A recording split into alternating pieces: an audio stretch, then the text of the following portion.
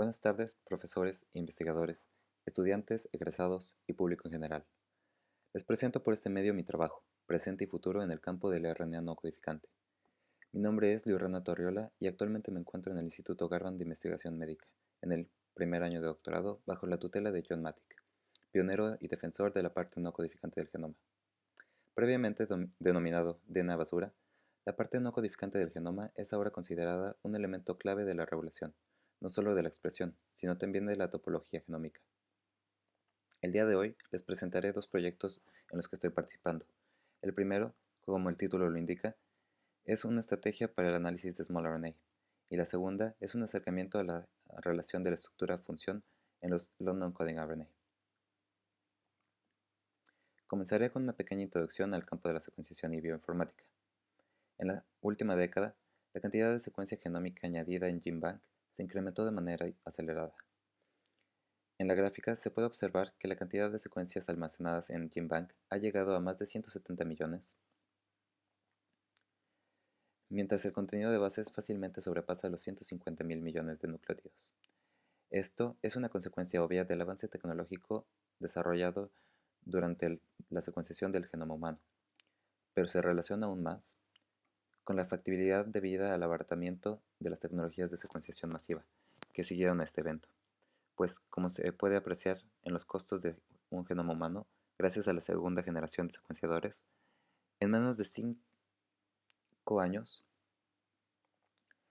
se redujo 1000 veces hasta quedar en menos de 10.000, siendo actualmente inferior a los $6.000 el costo de un genoma humano, de la secuenciación de un genoma humano.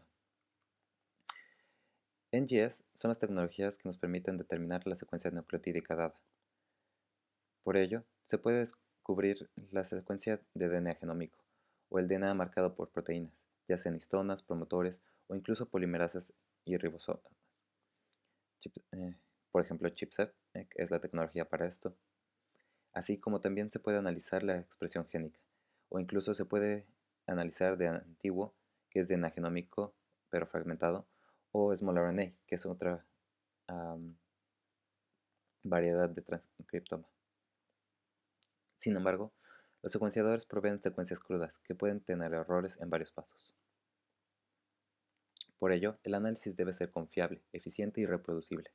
El continuo mejoramiento de las herramientas de análisis de estas tecnologías ha hecho que el desarrollo de un proceso efectivo que incluya las piezas más actualizadas, tanto programas como versiones, constituye un trabajo tedioso y de intenso mantenimiento. En respuesta a este problema, se creó hace unos años el proyecto NGSane, como se puede ver aquí. La base de este proyecto es que los primeros pasos de todo análisis de secuenciación de nueva generación han llegado a una transición en la cual se puede automatizar, estandarizar, es decir, crear pipelines. La idea de NGSane es tener una organización clara, tener el input en este lado, que son las secuencias crudas, tener el output, que es un cierto análisis que tú quieres posterior, y tener cada task bien definido para que al momento de necesitarlo puedas ejercerlo. El, el objetivo es ofrecer una estructura flexible para el desarrollo de diversos análisis, los cuales se llevarán a cabo en High Performance Computing Systems, HPC. Esto sin llegar a una especialización extrema, lo cual permite la colaboración de la comunidad para el mantenimiento de estos procesos. De esta manera, no es un individuo, sino un grupo de personas interesadas las que mantienen actualizadas estos procesos, teniendo las ventajas de compartir un código que sea depurado por toda la comunidad, lo cual requiere calidad y control a la escritura de estos. Se optimizan los paquetes en orden de cero utilizados en High Performance Computing. Esto puede facilitar especialmente el ejecutar análisis en Amazon Cloud para aquellos que no tienen acceso a una supercomputadora.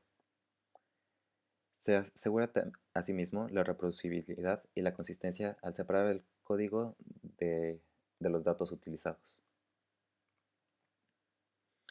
El RNA no codificante es parte importante de la evolución. Se divide arbitrariamente en long non-coding RNA, cuando son mayores de 200 nucleótidos, o en su defecto, small non-coding RNA. Curiosamente, como se puede observar en la línea del tiempo, los long non-coding RNA son propios de los vertebrados, pero nos ocuparemos de ello más adelante. En contraste, las diversas clases de small non-coding RNA tienen origen a lo largo de, todo de todos los dominios, bueno, a lo largo de toda la evolución. Por ejemplo, SNORRNA aparece en todos los dominios. Los Small Interference RNA aparecen en los eucariotes. Los Peewee Interacting RNAs y microRNAs aparecen con los metazoas. En conjunto, todos los Small Non-Coding RNAs conocidos al momento cubren más de una séptima parte de casi 60.000 elementos funcionales del genoma, y sin embargo, son solamente los 2.600 microRNAs maduros y sus precursores los que han sido ampliamente estudiados en la última década.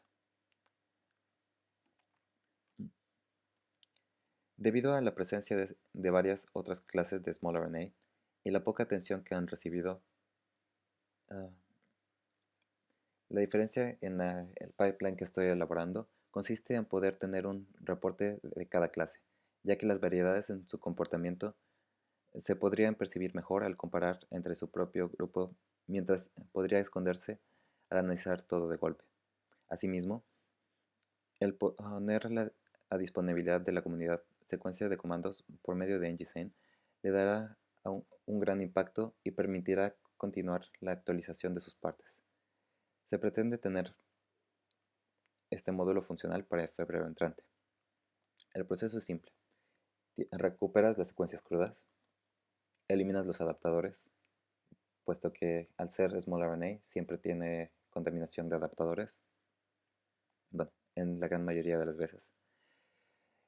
Después se filtra por calidad, aunque este es un problema menor, dado que las nuevas tecnologías de secuenciación son muy fidedignas, al menos que sean muy largos, pero este no es el caso.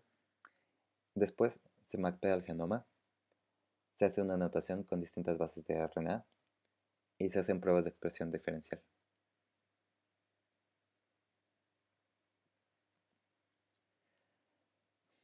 Pasemos al tema del long non-coding RNA. Nuestras habilidades cognitivas complejas son el resultado de la reciente y rápida evolución del cerebro humano. Los últimos estudios respaldan la correlación del incremento del genoma no codificante y la complejidad de un organismo. Mientras la misma suposición no se cumple al considerar solamente los genes codificantes, ya que el número de estos ha permanecido relativamente constante desde C. elegans hasta los humanos. Dada esta situación, se asume que no es la actividad de los genes codificantes, sino la regulación de los elementos funcionales, lo que incrementa la complejidad de los mismos. Como sabrán, a finales de 2012, ENCODE Project Consortium afirmó que al menos 80% del genoma tiene una función bioquímica. En conjunto, long non-coding RNA y small non-coding RNA han incrementado su presencia en el genoma hasta ser aproximadamente 23.000 genes, pasando los aproximadamente 20.000 que representan los genes codificantes. Seguramente en el futuro veremos cómo este número sigue incrementando. Los genes no codificantes, como por ejemplo MIAT, poseen y conservan las propiedades comunes con los genes que serán introducidos. Aquí tenemos un ejemplo de un protein coding RNA. Ambos tienen intrones, exones, UTR. Obviamente esto es un UTR, entre otras cosas. Y por supuesto, el splicing alternativo. Sin embargo, en comparación, En general se encuentran los long non-coding RNA se encuentran en una región nuclear y presentan mayor especificidad en los tejidos. Estas diferencias son cruciales, ya que sugieren que las funciones de los long non-coding RNA recaen en el control de circuitos regulatorios específicos para ciertas células, fenómeno que es especialmente cierto en el cerebro. Aquí podemos ver long non-coding RNAs tagueados a zonas específicas del cerebro. La regulación de la expresión génica es un proceso complejo y de múltiples pasos, en el cual las proteínas de unión a RNA y non-coding RNA definen la abundancia tanto temporal como espacial de un transcrito, así como la isoforma expresada en el procesamiento, como la isoforma expresada o el procesamiento de su extremo 3'. El método clásico para comprender este proceso es la inmunoprecipitación, ya sea RIP o RIP-chip, más presenta el problema de solo poder detectar interacciones suficientemente estables. Para resolver este problema, nuevos métodos fueron desarrollados incorporando secuenciación masiva, que permiten resolver con precisión interacciones de RNA y proteínas a nivel genómico, como es el iClip.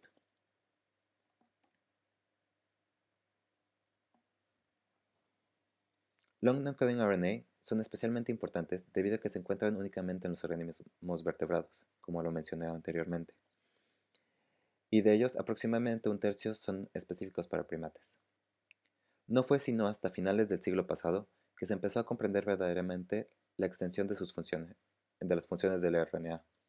Especialmente remarcable es la relación del long non-coding RNA tanto con reguladores de cromatina como con complejos enzimáticos, los cuales sugieren que su función como en ensamblajes modulares,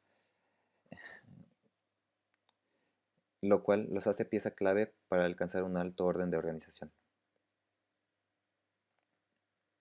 En 2010, Underwood et al.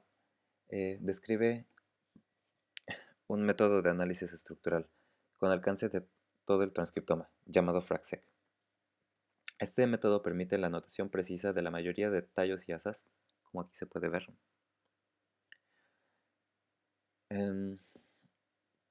y los loops en los transcritos de non-coding RNA. Sin embargo, debido a la falta de poder de secuenciación en su momento, solo pudieron ser predichos con certidumbre el 15% de los 1500 transcritos que se analizaron. Aquí se muestra un ejemplo de la anotación de distintas lecturas